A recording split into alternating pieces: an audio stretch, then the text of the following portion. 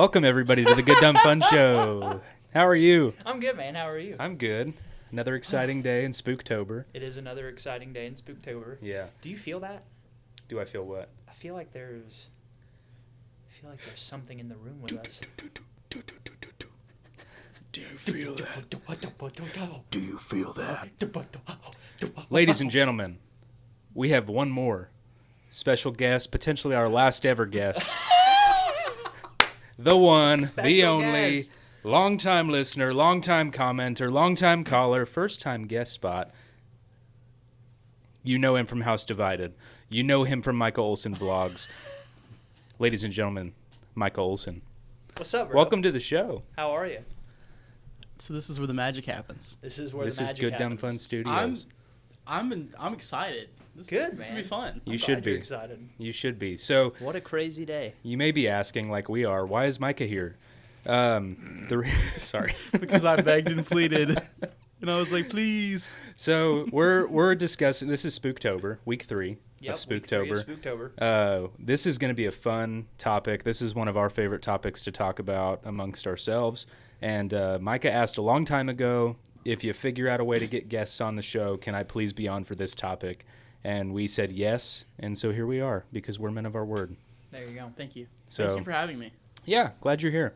I'm not a sponsor, and you That is guys true. aren't a sponsor. of Not me either. affiliated, not yes, a sponsor. Yeah, legal disclaimer. We are. Guest spots are not endorsements and should in no way be confused as... Anyway, you get it. Yeah. Listen, but I will share your video, Yes, please do. and then I'll release my 3-hour video essay after they drop the video next week to flame this video. Yeah, because Okay. our tens of listeners would love to be introduced to your tens of listeners. So, Yeah. Yeah. Essentially, so- I could double your listeners. Yeah, that'd be There you awesome. go. Yeah, get the word out. Yeah. Anyway, Oh, how's your week going? dude, let's just move on.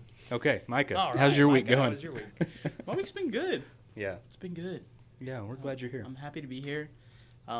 Not to get too far off topic, but having a good week.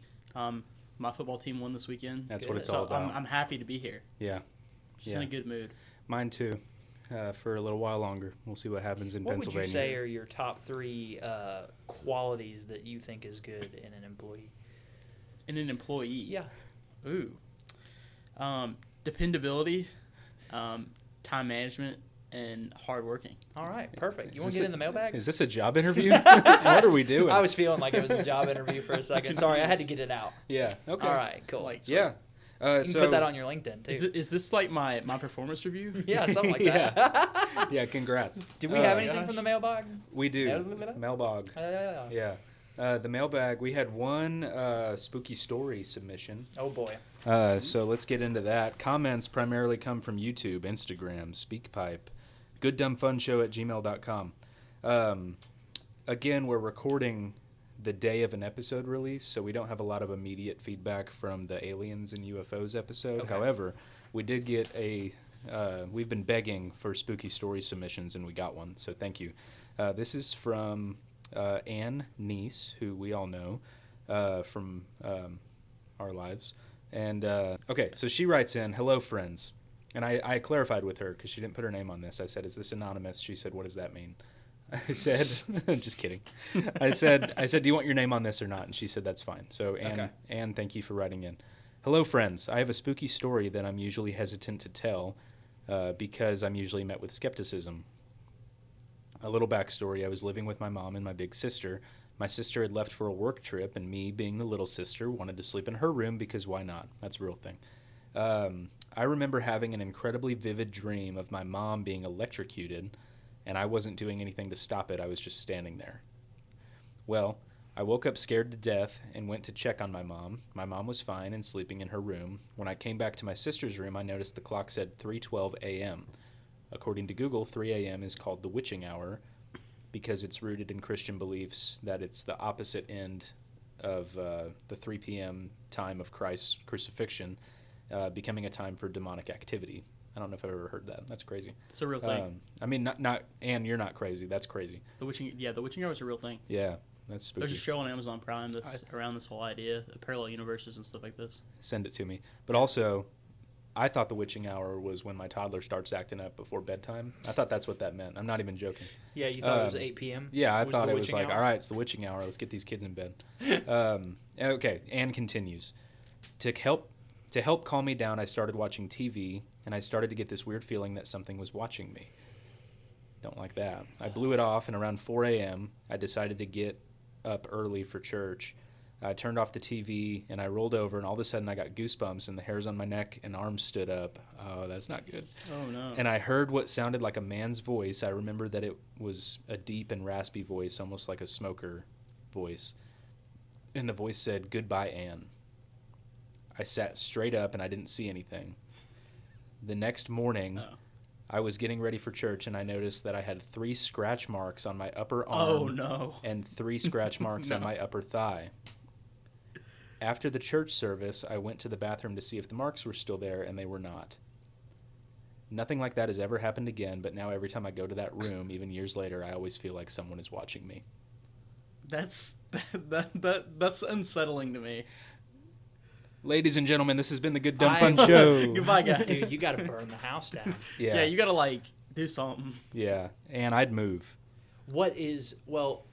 I don't like that. Isn't it fascinating if we want to make it a spiritual conversation about how, we always talk about the spidey sense and the danger sense in real situations, but then in situations even where something physical may not be happening at the time, but your spirit feels like something's off.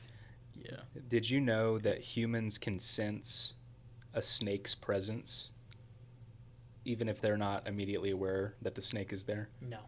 I didn't Look know that that. up. Because that's I think it started in the garden. I'm not gonna lie. There you go. But it's talking about spiritual stuff. Yeah. But like, I really think that we have a keen sense of awareness Yeah. to danger in many forms. It's like an evolutionary thing. Like Yeah. it makes the hairs on your neck stand up if like something's watching you. Yeah. Which I think will tie in later to the episode. Yeah. But definitely spooky stuff. Yeah.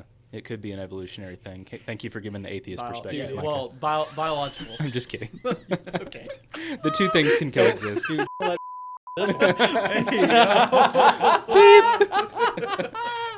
Patrick, bleep that.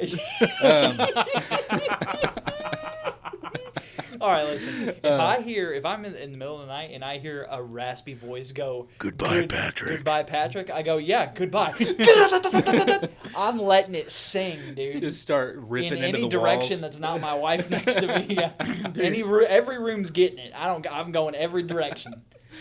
I'm leaving and never coming back. That's what I'm saying, dude. I'm out. I'd be, as a 30-year-old man, climbing into the bed with my parents because I'm not going back in that room. That's horrifying. Yeah. Have you That's heard? a scary story. Now, Anne, I know you started off by saying this is often met with skepticism, so don't misunderstand what I'm about to say. Have you guys ever had a hypnic jerk? Yeah, of course. Okay. So a hypnic jerk is when you're like drifting off to sleep. This is what happens to me a lot. Oh, yeah. You're drifting off to sleep, and then all of a sudden you're jolted awake by a very vivid visual or sound, like audible image or sound. Yeah. Stimulant. Yeah. Thank you.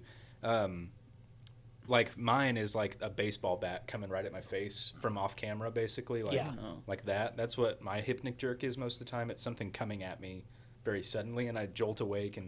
But to hear "Goodbye, Anne." Yeah, that's not a hypnic jerk. Yeah, I don't think. No. Is the hypnic jerk the thing like when you like are about or like to fall when you asleep, start to dream? Yeah, and then you feel like you're falling and you like shake? Yes. Yeah. Okay. Yeah. That's me all the time. That's a very common one. I have that one. You feel like you're falling. Mine is something coming at my face. Yeah, it doesn't happen a lot, but like yeah. every so often I'll be like laying in the bed and then I'll just be like, oh my gosh. Yeah, you trip. Yeah. Okay. Yeah. Okay.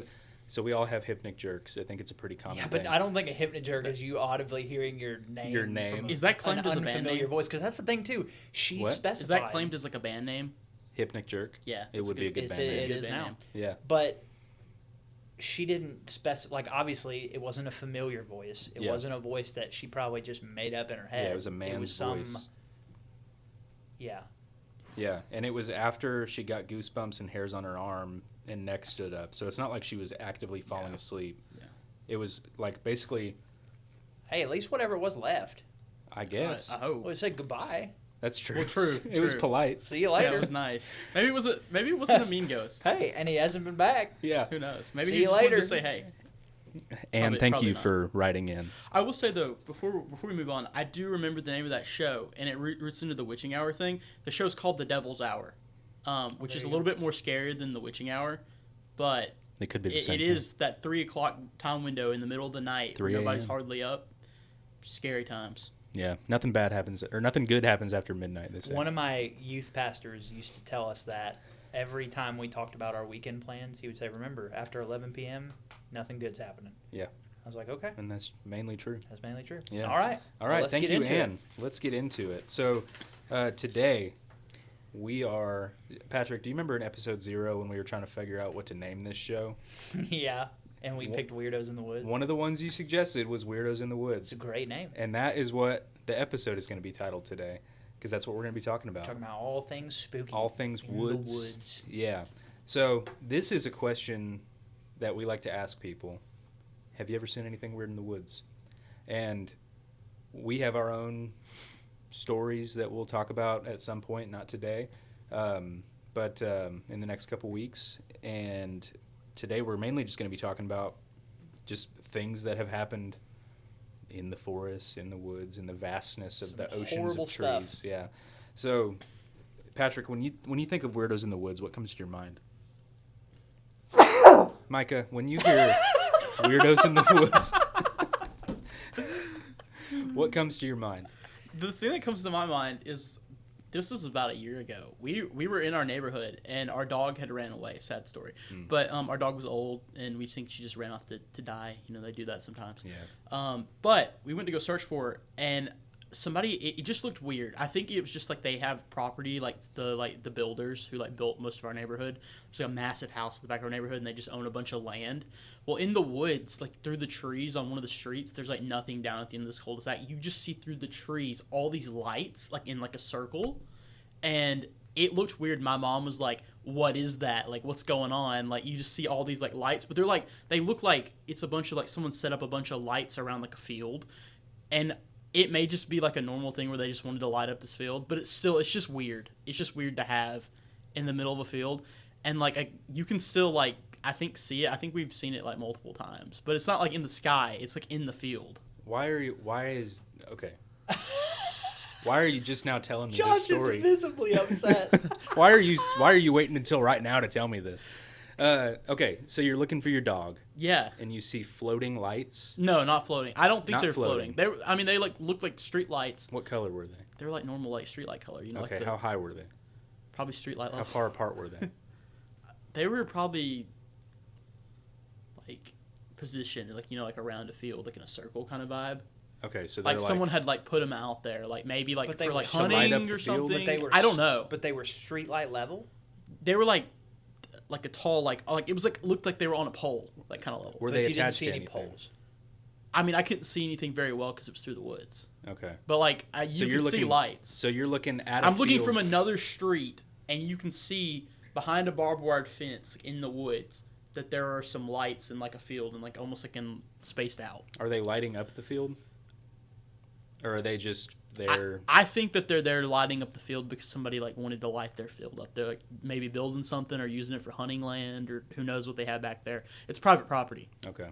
But it is kind of spooky and kind of weird that you would have a bunch of lights lit up in a field at night and nobody's out there really. So we'll Who talk knows more what they're about this doing. later.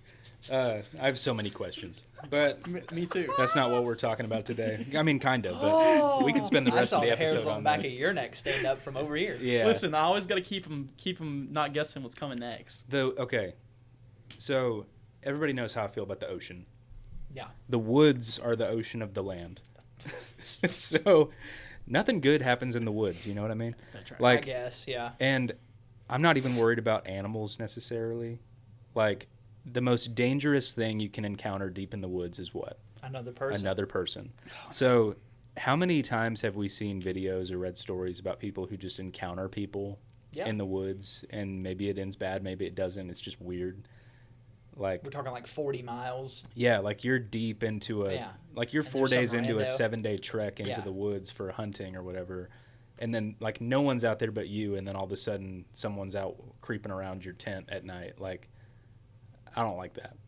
That's what I think of when I think of weirdos Somebody's in the woods. creeping around the tent. You get the same treatment as the ghost in my house. Yeah, you're gonna have to buy a new tent. You just let it. Yeah, you just let it fly. Patrick, keep the thing on him. Hey, always. Got to. Always. So you sneezed earlier when I asked you the question. What do you think of weirdos in the woods? I just think of like what, and we're gonna get into it, but what freaks me out the most about when you hear about these wood stories is the people who disappear without a trace. Yeah. And you're talking like somebody disappears, they get reported like less than 24 hours later. They've got hundreds of people, they've got helicopters, they've got all this stuff, and it's like nothing. Yeah. And then either they appear alive or they find their body, and then like, they find their body and all their stuff's still there, or like nothing's ransackled or anything. And you're talking about, I got a story for you today. I'm thinking, like, if I didn't pay my taxes, I could run into the middle of the woods. I guarantee you they find me within 24 hours.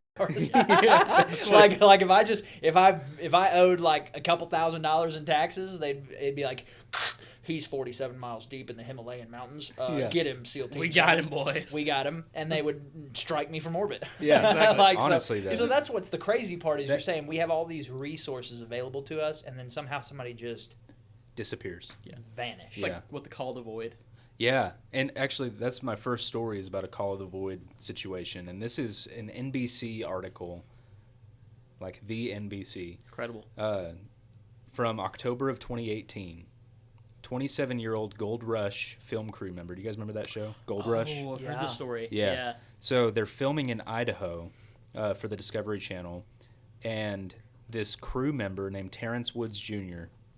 just vanished while working on the shoot. Basically what happens is they're hiking to their filming spot, and that morning he had an anxiety attack, and everybody was like, "Are you good? You good?" And he's like, "I'm fine. I'm fine." Like that's not something that normally happens to him, so he's like, "I'm good." And he's done filming like this before. Like this was not his first like trek into the woods for filming. Like he's been here, done that, got the t-shirt. This time, for whatever reason, he starts kind of getting a little nervous on the trek. People are like seeing him and they're like, something's off with Terrence. And they're on this hiking trail, and to their right is the forest, to their left is a cliff. And it's less of a cliff and more of a very, very steep decline into more woods. And all of a sudden, he just dumps his stuff, because he's got his backpack, his filming equipment, his cameras, his hiking gear, all this stuff. He just drops it onto the ground and then turns left, takes off, sprinting down the hill into the woods. And everybody's yelling, "Terrence, Terrence, what are you?" Sprinting. Doesn't look back. Never like people look down expecting to see him like just fell off a cliff, flattened down like Bugs Bunny in a cartoon. But he's running, sprinting as fast as he can down this hill.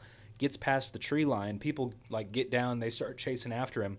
Never saw him again. Just like went behind like a tree or something that was never seen.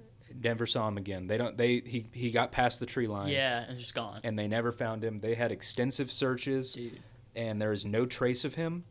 And to this day, his family are still seeking answers. They did. I mean, you're talking about a Gold Rush film crew member. Like this wasn't just some like friend trip where the buddies like lost their friend. Like, what's the theory of what happened? Like, what's the prevailing? They literally don't know. They assume by now like he's gone, like dead. Oh yeah, he's dead. But for sure. They don't know like if he was attacked by an animal. They haven't found any remains. They haven't found any clothes. Yeah. If he was, injured or like they haven't found his body. They haven't found any of his belongings other than what he dumped on the trail before he took off. Like literally no trace of him. Yeah. And you can read this story on NBC. And there's an interview with his father, Terrence Woods Sr., basically talking about like what happened and what they know and what they don't know, and they just have a lot of questions and they have no answers. They just assume he lost his mind. Yeah, Call of the Void. It's just scary because like you can't explain it. Like you just like walk into the woods and like no explanation. It's like something comes over them and they just go. Yeah, he just got Call of the Void and he took off into the woods, and that was 7-8 years ago. Imagine if Micah just freaked out right now and jumped over that table and tore this whole thing up to get out the door. Dude, just took off into the void. And then I just like went through a portal and disappeared. Yeah, portals. That could be. Maybe. We need to contact Terrence Woods Sr. Dude, I think we all three just said that at the exact same time. That was kind of crazy. Yeah, it could be portals. Portals might explain a lot of this, actually. Allegedly. It's biblical. Bart Schleier. So this is not Call of the Void. This is a master's level wildlife biologist. This dude got his master's degree in wildlife biology. He's a survival expert and hunter with decades of experience, and he disappears inexplicably during a hunting trip. So like the real Bear Grylls? Yeah. So that's this. And this was in September of 2004. It says red tape written all over it. I tried to find stories that happened recently because you can find so many that happened in like the 20s. The 20s, yeah. 30s, 40s, 1800s. Like you can go back and back and back and back. But I tried to find like stuff that happened recently because I'm like you said earlier, with satellite imagery and all the technology we have at our disposal today, like there is no reason these people should have gone missing the way they did. So listen to this. In September 2004, an experienced outdoorsman and wildlife researcher, Bart Schleier, disappeared while camping in a remote area near Reed Lakes, Yukon, Canada. Searchers later found his campsite undisturbed, with food, gear, and bear spray all intact, but discovered his pack and partial remains about a kilometer away, is Canada, showing signs of animal scavenging, but his campsite was untouched. So the cause of death was never definitively determined, leaving uncertainty over what led to his mysterious demise. So this is a guy who, he's like lives, breathes the woods, the outdoorsman of outdoorsmen. Yeah. And absolutely zero reason. In the story you can read about he left his weapons behind. Like there's no reason he would have ever gone. Like people who knew him were like, if he was ever even, forget about being a mile away from your campsite. If he was a quarter mile from his campsite, he would have had a weapon on him. Yeah. Like this dude. Well, that's what I'm thinking is like, why would he have gone so far from his campsite and not packed up or had a weapon on him or like, you know? Yeah. And from what I remember from the story, they found his skull and a couple of his like articles of clothing. And it was about a mile from his campsite. And his bow, he was an avid bow hunter. His bow was at his campsite. He had food at the campsite, his tent. Nothing was touched by animals. Like his food, bear spray, all that was still intact at the campsite, but he was a mile away. Did it say how long between when he went missing and when they found his stuff? Let me see. Oh, and he had a boat. He was camped near a lake, and his boat was still tied up at the lakeshore by his campsite. I didn't take note of how long. It just it had to have been more than 24 hours. Yeah, and there was saying that over 24 hours and no animal came by and bothered his. We're saying that the animal scavenged him, but somehow they didn't scavenge his stuff. Yeah, that's the thing. Like, that was just sitting there. His camp appeared to be undisturbed. Yeah, this reminds me of like, and like this. Maybe we could get into this later. Albert Ostman. I've heard the name. Yeah, guy goes missing. He was like a prospector in Canada back in like the. He was like the late 1800s, maybe early 1900s, somewhere in there, and he like was supposedly taken, but we'll get into that later if you guys want to. Spooky. Taken by some entity. Okay. I'll preface it at that. Yeah. Flashback to last week. Yeah. No thanks. That's crazy. Yeah. So yeah, his campsite was undisturbed. He had no weapons in hand. Everything was still at the camp, even though he should have likely had it with him. Makes no sense. Makes zero sense. So he wandered off. There was no sign of panic or a hasty exit. Everything was neatly in place. There was no like there was no explanation of like predators doing anything to him, because authorities suggested a bear attack, but the evidence was lacking because there was no like drag marks, there was no blood, there was no like any sign of disturbance. So it's like, and yet there was signs of scavenging on his body. Yeah. So something's not adding up. Yeah. So this is just one example of an experienced outdoorsman vanishing inexplicably. There's a bunch out there that you can find. And a lot of them you can reasonably explain away. If you say like, oh, a 5-year-old was out in the woods with his family and then they disappeared. It's like, okay, well, a defenseless child gets lost in the woods. That's one thing. But you're talking about somebody who, unless they're miles away, who lives and breathes everything to do with outdoors, is an experienced hunter, knows animals, knows terrain, knows all these things, and then he just decides to leave his camp unattended, walk off a mile, drop dead. Yeah. and then that's it. And then they found him later. Because basically what happened is he told people he was going. He went by himself, but, like, nobody's worried about this guy.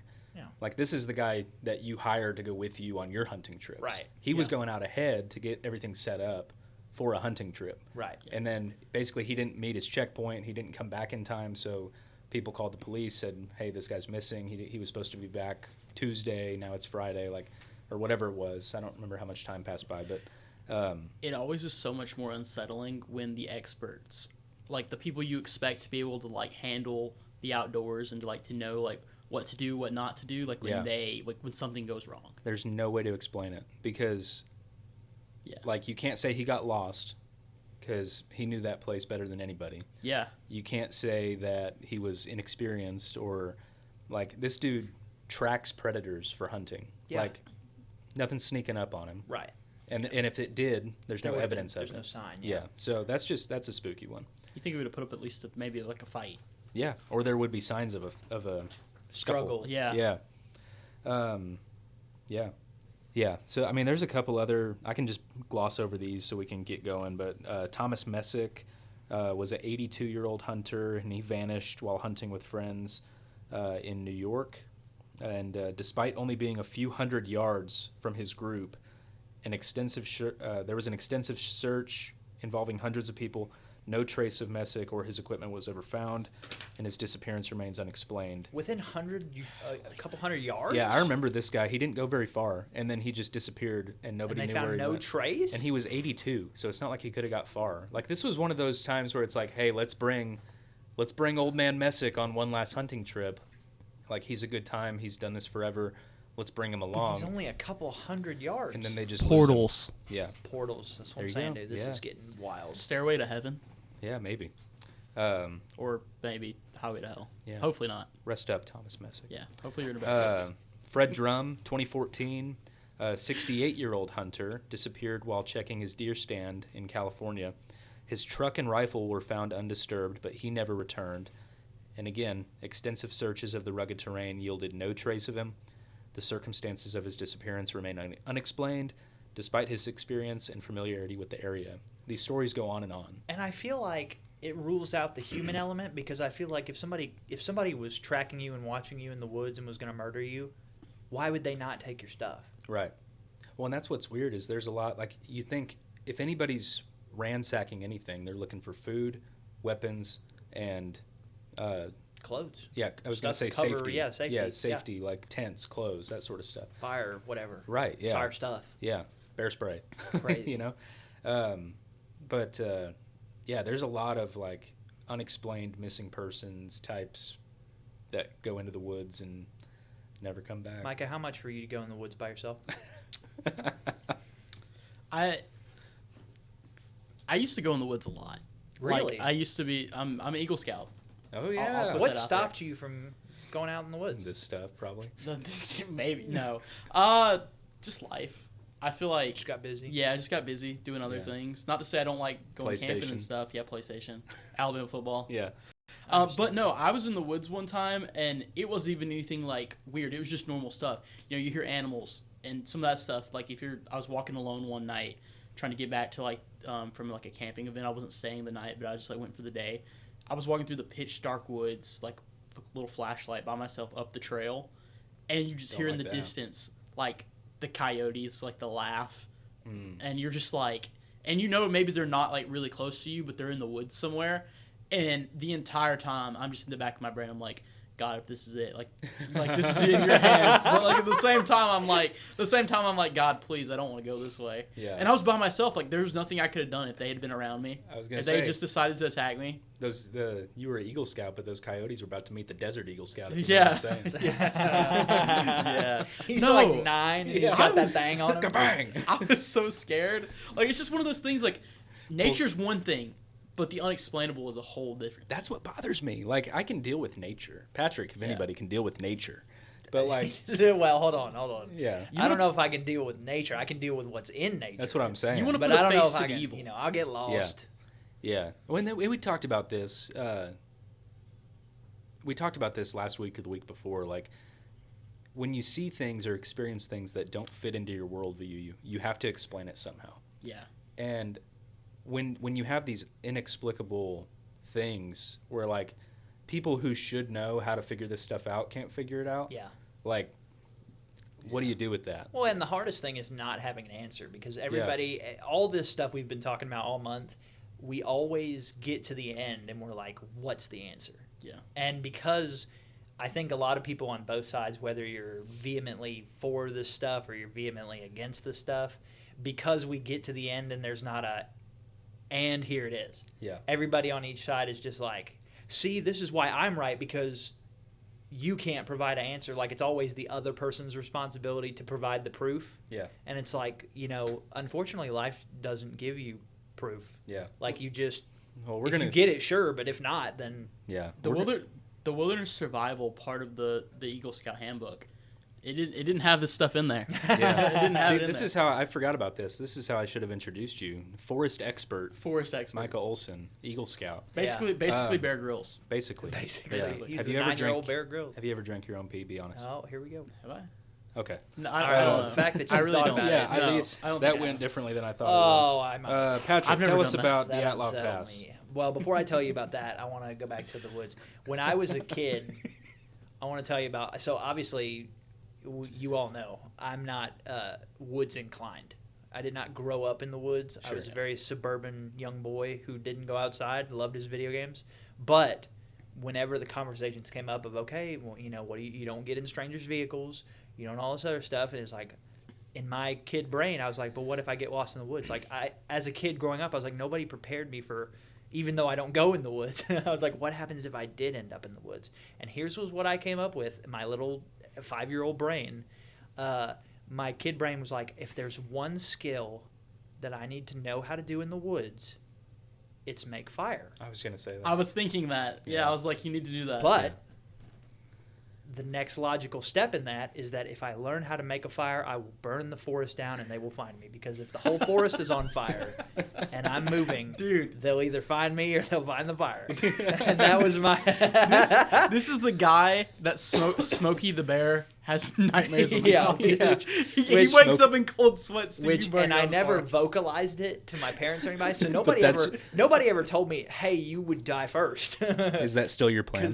Well, it depends on how lost I am. Dude, they're gonna have to change the slogan to "We must prevent Patrick to prevent life." Because in my kid brain, I didn't realize fire travels faster than you. Yeah. And heat travels faster than you, so it's not like you're going to outrun it. So you're going to burn yourself down. Yeah, and I didn't think that far. Yeah. Man. Yeah, Mike is right. Smokey the Bear hates to see this guy coming. Honestly, though, and can you imagine... We're getting off topic here, but... Well, not really. That's fine. We're on topic. We're on brand. Can you imagine if you grew up... Like the whole don't talk to strangers... that sort of thing. Like, your parents are coaching you as a child, like, hey, you just got to trust us. Don't do these things. Right. Can you imagine if you grew up in the, like, Appalachian Mountains and you got that talk? That's no. Mm-mm. And they're like, don't go outside at night. Don't whistle. Don't whistle in the woods. Don't go to anybody that calls your name. Yeah, if you hear someone crying, go the other direction. Three rules for life. Be weird, be rude, stay alive. That's what you got to do. That's true. That's how you survive. Don't really know anybody. Yeah. So... Still on the woods, Dyatlov Pass. Yeah, tell me about it. Is one of the, when you talk about like, all these people just died for no reason. Oh yeah. So in Dyatlov Pass it's a mountain, in the Ural Mountains, and so what happened is these 9 hikers, who are avid hikers, similar to our hunter theory, these people are all seasoned adventurers. And they go out and they all die on this mountain. They don't know why they died. There was signs of struggle on the inside of their tents. We're talking, this is like, in these mountains, we're talking like freezing temperatures, snowfalls, things like that. But these people were prepared, and how they died was these people go missing. They go and they find all their bodies. There are scratch marks and tearings on the inside of the tent. Like, they were trying to get out of the tent. Oh, that's crazy. And everybody that died, they left the campsite. Some of them didn't have any of their gear on. Some of them, but they all just inexplicably left their tents and walked in random directions and froze to death. That's crazy. That's it. So they clawed their way out of their Some tents. people, there were signs of struggle, but it was inside the tent. Like things were like somebody was trying to get out of the tent, and people walked some distance. Some were not far from the campsite. Some were really far, and some people didn't have all their gear on. Like obviously these people didn't just like suit up to go outside or whatever. Yeah. They just were like, I'm leaving, and then they all just found them, whether they were curled up or just sitting down, like inexplicably, like their bodies weren't like. They like froze in disarray. They froze to death. Like some sat down like or cause laid of down death or whatever. was Freezing to death. Freezing to death. But why did they leave the safety of their Do you know how far they got from their tent? Like, I don't have it all. It was all different directions. Yeah. They just. Is this like group Call of the Void, or what do you attribute this to? I guess I don't know, dude. That's I think crazy. some of this energy in this mountain just like screws with your head. Yeah, mountains are crazy. You're suggesting like it gets spread, like osmosis. Well, you hear about like not groupthink, but like I can't think of the term I'm looking for, but you hear about these phenomenon where like a group of people all experience the same thing, like group hallucinations and stuff like that. Mass hysteria. Mass hysteria. Yeah, that's the word. So is this? Thank you. Is this that? Like, I think the prevailing logical theory is that we're talking about these high altitude mountains. It's plausible that everyone got altitude sickness and just lost their mind, similar to like how divers get nitrogen narcosis. Yeah. But still, we're talking and just paranoia. Again, we're talking about a group. Yeah. We're talking about 9 people. 9 people. Were they all of in like one tent? experienced hikers? I think there were multiple tents. Okay, I was gonna say like, but even then, it could be like they were packed in, like feeling like they were like isolated, almost like they were. If they lost, but why would all 9 of them just lose their minds? Maybe their water source was poisoned, like mercury or something. Who knows? Maybe. I don't know. Sometimes that happens. So and then James McGrogan is another one of somebody who had no reason to disappear in the woods. This guy was a doctor as well. A doctor? A doctor, yeah. I don't remember what his doctorate was in. Big time. But Probably. not a doctor of the woods, but he was a art history. He was a very avid hiker, very avid hunter, like outdoorsman, does this all the time. He was hiking a heavily trafficked trail, so it wasn't this off the beaten path kind of thing. It was a very common trail. Disappears for no reason. He was found 20 days later in a remote area 4.5 miles from where he was last seen on the trail. And get this, in this heavily trafficked area, Dave Paulides did an episode on this. You should go watch it. Okay. Missing 411. There was a massive search effort through those 20 days, and we're talking helicopters, we're talking hundreds of people looking into this, we're talking about different state agencies. No trace of him until they find him in this remote area. He had phone, GPS, he had snowshoes, he had fire utensils, he had bear spray, he had all these tools, everything should have worked. There was no reason, like he had phones, GPS, extra batteries, he had all these things. There was no reason for him to get lost. He was an experienced hiker as well. All his equipment and everything was intact. Nothing was stolen or broken or missing. Well, the only thing that was missing on his body was his boots, and they never found the boots. That's crazy. See, some of this stuff, like, it's unexplainable. It makes you think not go in the woods. Right. But that's what I'm saying. But why just his boots? That's what I'm saying. Like, some of it is inexplicable because we can't make sense of it. Some of it is inexplicable because it just doesn't make any sense. Yeah. Like, for only the boots to be missing. That's weird. You mentioned missing 411. I was looking at one of those stories about a guy named Aaron Hedges, I think, and I didn't write this down, but it was kind of a crazy scenario like that where, like, this guy goes missing from his camp, and he's camping with buddies, and he goes off on his own. He basically went out to scout, and then on his way back, there was only 2 directions he could have gone on his way back, and he went right instead of left, even though he knew, like, obviously if I go left, that'll get me back to camp. Right will take me further into the woods. So for whatever reason, he goes right. They report him missing. Search ensues. They end up finding his stuff on this, like, high up kind of perch point that overlooked someone's residence. So they find his thermos, they found his equipment, they found his energy drink, and his backpack all sitting on this rock, and from that rock where the stuff was sitting, you can see someone's house. So, like, if he was looking for shelter, he would have been, well, first of all, he should have known his way back. Like, he was the most experienced out of any of them, so he should have known to go left instead of right. He didn't. And then they find his stuff at a position where he could have obviously seen shelter. Yeah. And they never found him. There's been no trace of him. Listen, rest in peace of that guy. Yeah. But if I go missing and the energy drink can's still there, portals. Portals. Because if I'm getting mauled, that thing's coming with me. I'm not going out tired. Yeah, it's like the portals, like when people like disappear in one place and then like they're like miles away, especially like children. Oh yeah. Like, and you're like, how did the little kid get from point A to point B? It doesn't make any sense. It doesn't. Yeah. And I didn't write down any of the kids' stuff because it makes me really sad. No, yeah. But there was one, like a 4 or 5 year old, who was found alive, thankfully. Yeah, good story. They were found alive like 10 miles away as the crow flies through rough terrain, not hiking trail wise. Like, it was even further, like probably closer to 20, 30 miles for hiking trails. But as the crow flies, they were found alive 10 miles away, like in an area that was previously searched. And I think I told you about this one. Their clothes were found in a spot that would have been nearly impossible for a child of that age to reach, like up on a cliff face.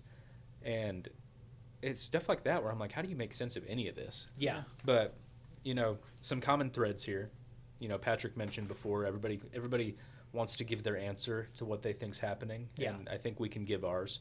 So let's look at what we know. So a lot of these have reports of a sudden disappearance. The victims are often found impossibly far from their origin, like Micah was just saying. Oftentimes, they were experienced outdoorsmen. They were missing clothes, or their items were neatly placed in strange places. Oftentimes, extreme weather occurs immediately before or during the search party. And there is a consistent lack of evidence for animal attacks or foul play. This can only mean one thing. Before you say it, let's all go around the room. Okay. And let's try to think of, let's just, devil's advocate. Sure. What's a possible normal thing that could be happening? And here's mine. I'll say mine real quick. I think we discount the animal murdered somebody and there was no signs of a struggle. I think sometimes that gets blown way out of proportion because we think that it would be so obvious. Whereas, in my opinion, I don't think an animal attack, if somebody was stealthily killed, like if a bobcat just snapped your neck and drug you off, I don't think it would be as obvious as people like to think it is. And my personal anecdote, I've been hunting and I've only ever shot one deer, and I shot the deer and I walked over to where the deer was standing and I couldn't see the blood. And there were 5 guys with flashlights walking around to find this bleeding animal that ran into the woods. And I'm like, I know where he was standing because I shot him. Right. And I'm looking, and I could find one. And I'm like, okay, where's the next one? Oh, it's all the way over there.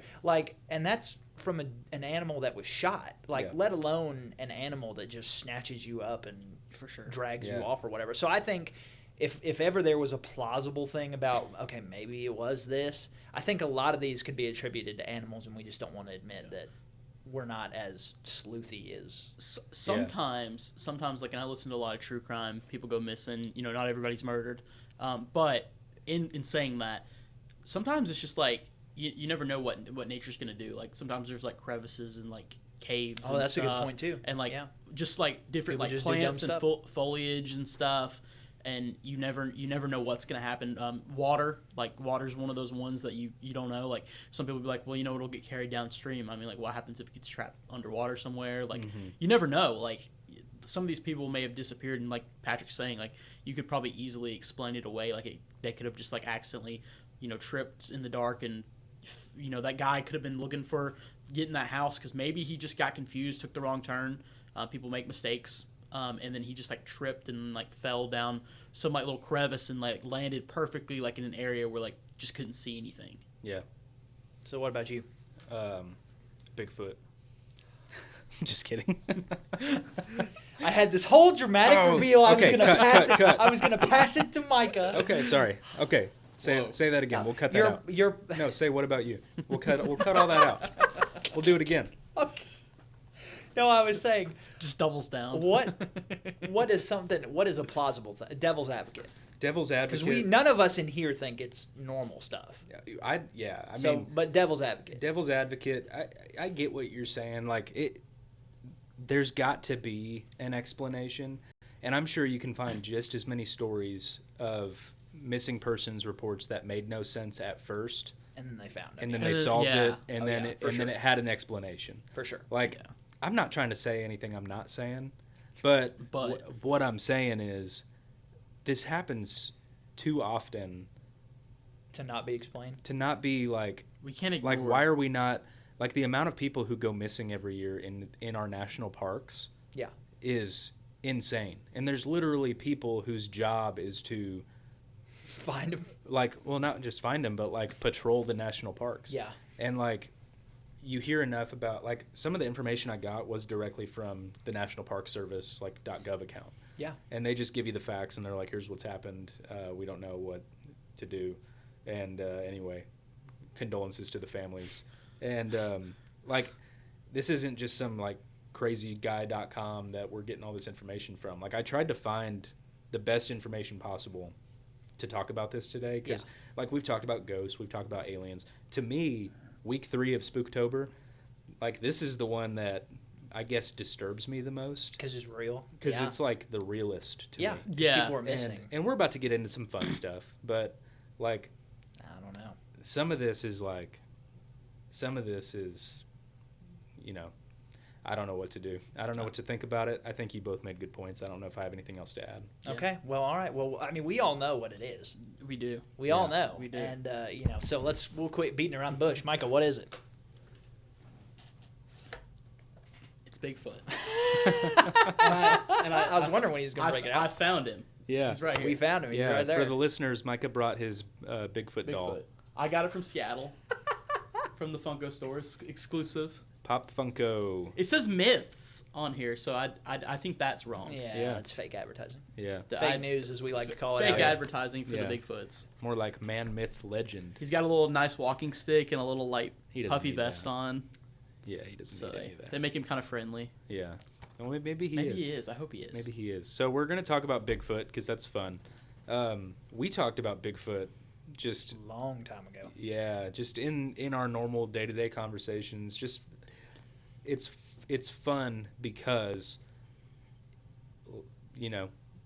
honestly, if Bigfoot's real, it explains a lot. Yeah, it does. But who knows really? So you guys got like 3 months of me being here. It was like 3.5 to 4 months, and you guys see anything weird in the woods? Yeah. And then you're like, that's true. Go check out this guy, springing it on folks Dave really fast. Politis. And in the first video, he's like, Dude. I was a skeptic. And then he lays out all the evidence, and then by the time you're done with the first video, you're like, wait a minute. Yeah, maybe I need to reconsider this. All right, I'm looking at our notes. What pushed you over the edge? Yeah, I'm gonna be completely honest. I believed just growing up, there was never a point where I thought Bigfoot isn't real. Right. Yeah. So I'm kind of in the weird camp of I always believed it was real, just because to me it was not. Out of all the things that are implausible, that one just seems not that implausible. It always piqued my interest, growing up. You're always like, is it real? Is it not real? It was always fun. Yeah. And then of course the History Channel is always like, oh, this is what Bigfoot is. He's this monster, and we don't know if that's true, but you just it's just so much there in pop culture, especially now. Mm-hmm. When we started talking about it, I like to believe we made it. Yeah, we made it cool because we see the stickers now. Yeah, we see the dolls. Talking about it, yeah. He's everywhere. Yeah, he's everywhere now. Yeah, and honestly, I always saw Bigfoot as Bigfoot, aliens, Loch Ness monster. That kind of stuff where it's it's just fun. You can't prove it, you can't disprove it. It's just fun. It's like cryptids. That's the name for them, the mythological creatures. Yeah. And so for me, I don't know if I ever really thought much about do I believe or not. But then I was watching Missing 411 stuff because I'm like, that's fun. And then I see a playlist on his YouTube channel called Bigfoot. And I was like, what is Bigfoot 101? It was a class. Yeah. It was. Yeah, and I was like, all right, let me check that out. And then I sit down and I listen to this guy, and he's like, look, I'm a longtime police detective. I retired. and like years of experience doing detective work. A buddy of mine called me and said, look, a lot of these missing persons cases in here, like a lot of people in our area, I think this was somewhere in Northern California, a police guy called him and said, hey, you're one of the best detectives I know you're retired. Can you help me with this? Just as like a passion project. And so the guy's like, yeah, sure. And he looks into it. He's a skeptic. He's like, there's got to be some explanation. And then by the end of the first video, he had me thinking, maybe Bigfoot is real. Exactly. It's pretty convincing. Because he lays out, he's like, I didn't believe it. And then the more I looked into this, like when you look at the corroborative evidence and you look at, like you talk to the people, you talk to the natives. The Native Americans have so many stories. You look into the history, like you find that's what bothers me the most, I think, is the historical stuff. Yeah. Because when you read stories from like the 17 and 1800s, like newspaper clippings, nothing was getting faked back then. Right. Exactly. There was no deep fake videos. There was no Photoshop. There was no AI. There was no let me get in on this joke. Yeah. Yeah. Like this is just people. This was before the circus even tried to fake stuff. Yeah. This is just people reporting disturbances in their backyard. Yeah. And that bothered me. Yeah. And I'm like, okay, it goes back to what we've been saying this whole time. People are seeing something. Listen, what are they seeing? When the Native Americans tell you not to go down that path, you listen to them. Exactly. It's like the Appalachian grandmas. You tell me not to whistle in the woods, I'm not going to whistle. I'm not going to whistle in the woods. I'm just not going to. You know what made me mad this week in prepping with this? I was talking to a friend of mine who believes in aliens and doesn't believe in Bigfoot. And I was like, how are you going to scoff at me that I'm saying that there might be an ape-like creature that went unrecorded in the woods, and you're calling me crazy, and you're saying that there's aliens in space that flew unbelievable, fathomly long distances away to abduct people and probe them, like we were talking about. I'm like, and I'm the crazy? Like, hold on. I just feel like there's levels like how do you believe to one this. but not the other? I'll be honest. I'm just saying there's levels to it. There is levels. Is an unrecorded species of ape more improbable than extraterrestrial aliens that traveled to Earth? No. That's my thing. If you laid aliens and Bigfoot out in front of me and said one of them's real, one of them's not, bet your life on which one's which. I'm betting on Bigfoot. I'm going on Bigfoot. Yeah. I think you have to do a lot more mental gymnastics to believe in aliens. Yeah. Because I'm just like, and there's, people say there's no evidence. There's some stuff that's pretty convincing. There's some stuff that's the Patterson-Gimlin footage is pretty convincing. Yeah. Oh, for sure. Yeah. They Are we going to play that? We do all this. I can, yeah. We don't need to watch it. Yeah, clip. here it is. Yeah. So the Patterson-Gimlin footage is 1967. I forget what these guys were doing. They were They were out filming something. I forget what it was. But they were just hanging out in the woods filming. It's the Bigfoot footage that you think of when you hear someone say Bigfoot footage. Well, it's like the first time we actually had like portable cameras, like where you could like go out with your little crank camera, pull it out and like record nature. Yeah. And you just look at all the inconsistencies. Yeah. That of the inconsistencies of the arguments against that footage, where you're like, well, obviously it's a person, and they're like, well, no, you have people who study animal walking and all these other things, and they go, that's not a person walking. I took some notes on this. That gate is crazy. Yeah. Like the walking gate. Yeah, it's just not it's unhuman. It's not how a person walks. Yeah. Also, okay, so here's what I have on the Patterson-Gimlin footage. 1967, Bluff Creek, California. Roger Patterson and Bob Giblin filmed a large hair-covered humanoid creature walking through a creek bed. The footage it's high quality for its era. Mm-hmm. It shows muscle movement, gait, and proportions that some claim would be extremely difficult to fake with a costume. Multiple analyses over decades have examined the walking style, muscle physics, and proportions. Skeptics argue it could be a man in the suit, though no conclusive evidence is confirmed either way. So the suit theory is really the only theory that skeptics have. Well, that gets disproven. Right. Because so listen to you this. may have this, yeah. I do. Listen to this. So here's my case for the Patterson-Gimlin footage. In 1969, John Green, a Canadian journalist and prominent Bigfoot researcher, interviewed Disney executive Ken Peterson, who, after viewing the film, stated that their technicians would not have been able to duplicate the creature's appearance. Disney. Could not create a suit that good. Yeah. Well, it's like Planet of the Apes came out around the same time. Right, and look at those. And the suits look nothing like what the Bigfoot footage That's looks crazy. like. I didn't even know that. Yeah, Planet of the Apes looks like a man in the suit. Yeah, you couldn't fake fake that suit because the suits in Planet of the Apes like vastly different. Like you could fake it maybe today with a suit, but this was the 1960s, not 2025. Exactly. Right. So it continues. This comment suggests that at the time, Disney's special effects team believed the suit's quality exceeded their own capabilities. Additionally, it was mentioned to Disney's chief of animation and 4 assistants that the film was shot in the woods in Northern California. They reportedly shook their heads and walked away, indicating disbelief. Yeah. They were like, there's no way we could do that. That's crazy. Yeah, that's crazy. So here's a couple things about the suit theory. Yeah. First of all, the beast, whatever you call it, Bigfoot, in the Patterson-Gimlin footage had female characteristics. Yeah. The characteristics consistent with female primates, wide hips, pronounced pelvic structure, protrusions in the chest area. Yeah. I'm a child. Being G-rated. Costume designers of the 1960s rarely attempted anatomically accurate hip articulation. Yeah. Especially in a full-body creature suit. Yeah. The natural sway and movement of the protrusions in the chest area indicate soft tissue dynamics that would have been extremely difficult to simulate with a costume of that era. Yeah.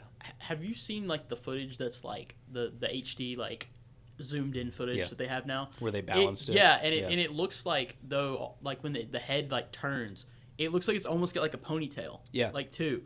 So it's like it's capable of like knowing how to do that. Like, the high resolution footage. Wild. Yeah, you can see a ponytail, you can see breasts, you can see injury on one of its legs. There's like a darker spot, and if you watch, it almost looks like it's limping. I didn't get too much into that because I think it also looks older too. That could be older, kind of a stretch, like, kind of animal or something. So the gait, the way it's walking, shows natural hip rotation and weight distribution that aligns with a female primate's biomechanics. Skeptics argue that a 1967 suit would likely produce stiff or exaggerated motion, not the fluid, lifelike walking seen in the film. Musculature appears under the skin. It appears to be under the skin, visible in the arms, shoulders, and back, so muscle definition you can see in the high-resolution footage. Costume foam and padding in 1967 would not have easily allowed such dynamic, realistic, muscular movement during walking. I know, like, it looks nothing like, people are like, oh, it's a bear. It's not. It looks nothing like a bear. I've never heard that. That's a bear. That's a bear. Yeah, like, people will say Does stuff the like that. government say that? I don't know. But, like, it's definitely a bipedal creature walking on 2 legs. It's not some animal that just got up and, like, walked a little bit. Some animals, and like, wherever you see it was dogs filmed, and it's stuff. not a gorilla. Yeah, Right, yeah. It's not. In Bluff Creek, California? Yeah. Yeah, gorillas And are then out there, Finally, my final case for the Patterson-Gimlin film. Patterson maintained that the footage was genuine until his death in 1972, just a few years later. He died of cancer. Gimlin has repeatedly stated that he saw a real creature and filmed it. Yeah. He has never claimed it was a costume and maintains that he did not participate in any hoax or fabrication. And as far as I know, he's still alive. There's I couldn't find another a lot about him. There's another dude who claims, and they're the true believers. They have said this guy, like he's lying, but this guy claims that he was in the suit. This guy claims that it was him. It's another guy named Bob. So we have the 3 Bobs. Roger. Roger. Yeah, Roger Patterson. My fault. Yeah. Why do I think they were all named Bob? I don't know. Forget Continue. that. But we fact check live. Yeah, fact check live. You did it to Patrick last time. Basically, the 3 of them are reportedly out there.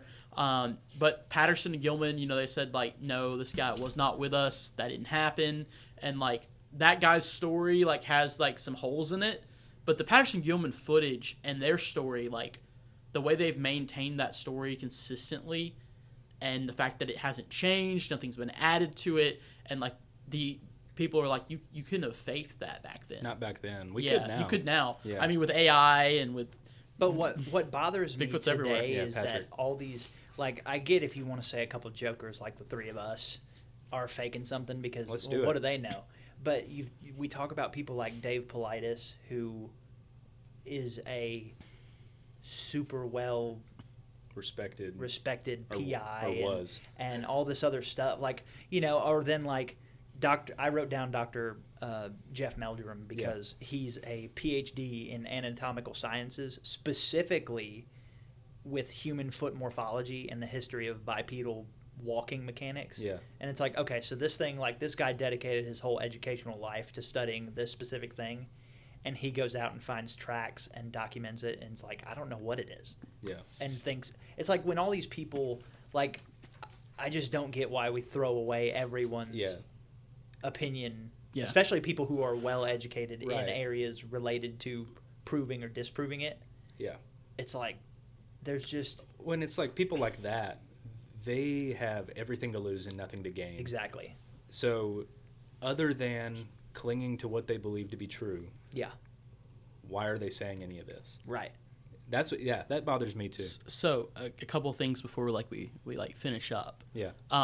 So, the big one, getting back to what I mentioned earlier, there was an entity that took this guy, the prospector Albert Osman, and he claims, and his story never changed his entire life. And this guy had no reason to lie. Like back then, back in the olden days, people really didn't have no reason to lie.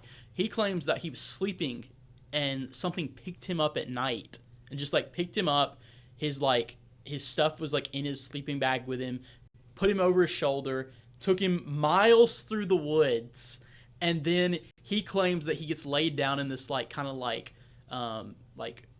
mountains, this little valley between these two little mountainous area, and he wakes up and there is a family of Bigfoots, a mom, a dad, and a son and a daughter, just living in this little alcove. They've got their own water, they've got their own little place they're living. He had his gun with him. Basically, he's in this little area for multiple days. They're looking at him. They gave him, I think, some some stuff. They were trying to be nice to him, but they were kind of watching him from a distance, and kind of just trying to figure out, I guess, what he was doing there. Got no hair. Yeah, they're like, what are you doing there? Why are you in our woods? Kind of deal. He's like, you picked me up and carried me here. Yeah, yeah. And so they get him there. They're investigating him. But he's he can't leave. The dad is not letting him leave. Yeah.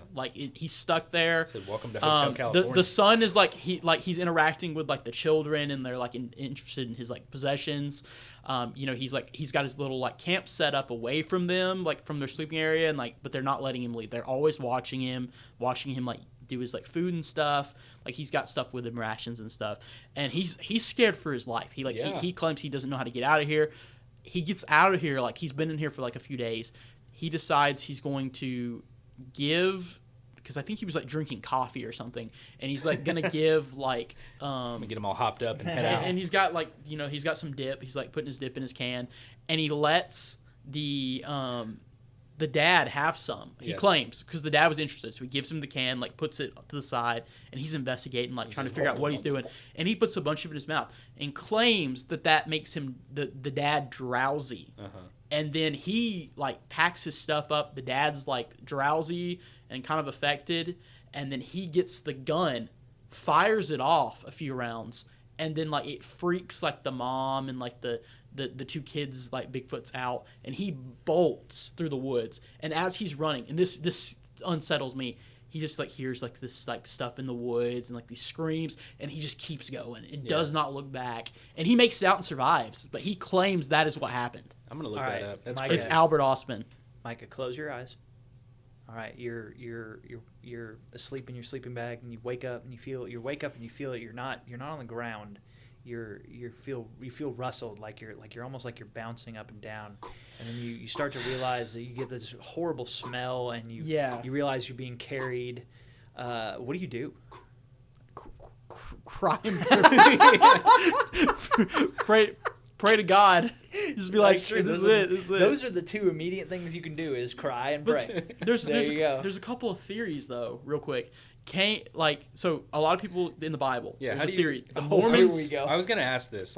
How do you explain? How do you explain it? Right. Yeah. So there's a theory. Tell us what the Mormons think. The Mormons think this. I'm a Mormon expert. I've been to Utah a few times. I've done some interfaith dialogues with the Mormons. But some of the deeper, no, we can't. Some of the deeper Mormon beliefs. Some of them believe that Cain was cursed by God after he killed Abel. That's in the Bible. To roam the earth and to live on the wilderness. But it was cast out from the Lord.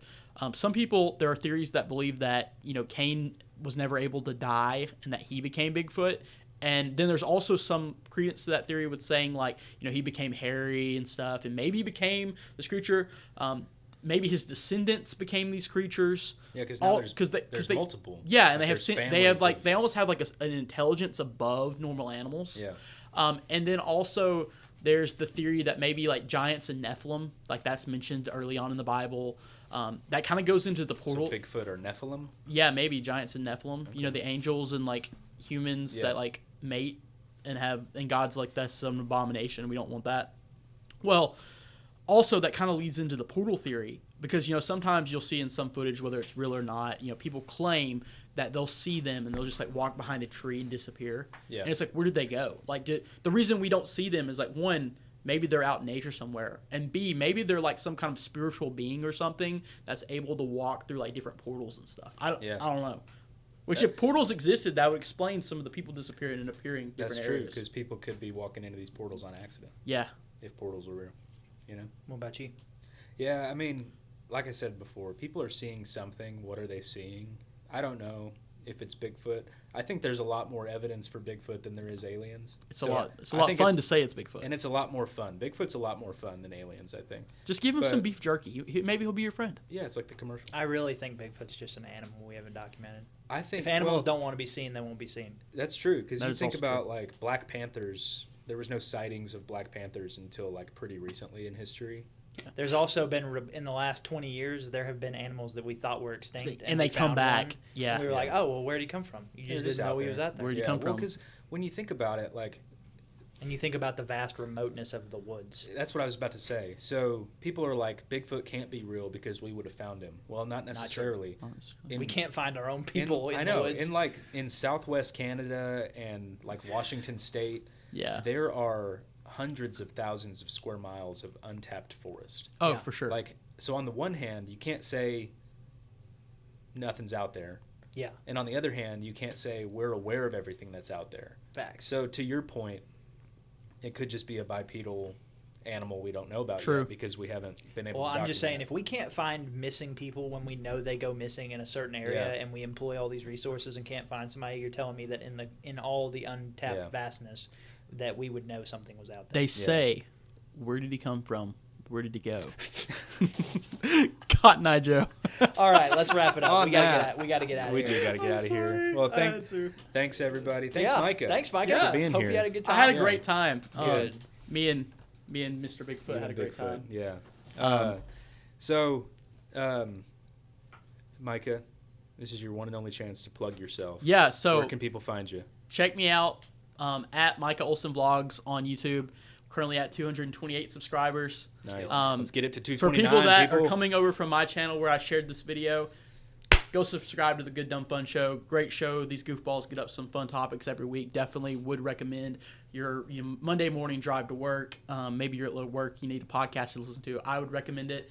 Also, check out the vlogs. We got a lot of different vlogs, and then on top of that, we have the House Divided College Football Show every week. We present that. We talk about Alabama football, Auburn football, even some Nebraska sometimes, just the big games, and we just talk about all the different changes, and it's fun. Thank you. Yeah, thanks for having me, guys. That's what I love about Micah. I give him a chance to plug himself, and then he plugs our show. I think that's great. You got anything else to say? No, dude. Let's wrap it up. All right. I've been Josh. I've been Patrick. And I've been Micah. Whoops. Micah. And I've been Micah. Thank you. Sorry.